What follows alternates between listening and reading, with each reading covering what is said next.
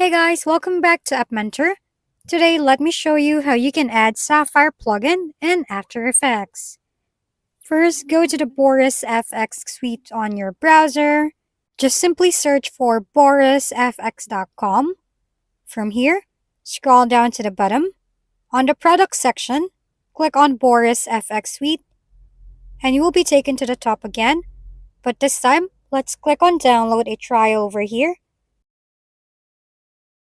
Select the path and hit Save.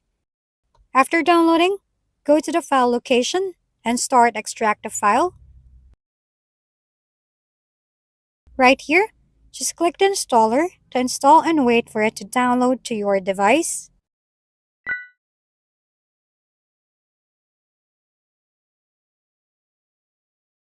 After installing, you have to create or log in your account. In my case, I'll just use my Gmail.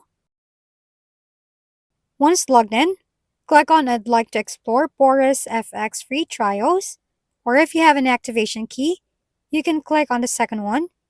Hit continue once done. Over here, you can see all the plugins you can install, but in this video, we will only focus on Sapphire. So navigate to Sapphire right here and click install. Again, click install a free trial and hit install on this prompt. On this pop-up, you can choose which application you want the plugin to install. In our case, let's choose After Effects. Click install on the top. Wait for it to download. This may take a while. So after installing Sapphire, you can now open your After Effects and navigate to the left side. Go to Effects and Presets. Here, you can now see Sapphire plugins. Thank you for tuning in to App Mentor. If this video is helpful, please don't forget to like, hit the subscribe button, and leave a comment for any suggestions.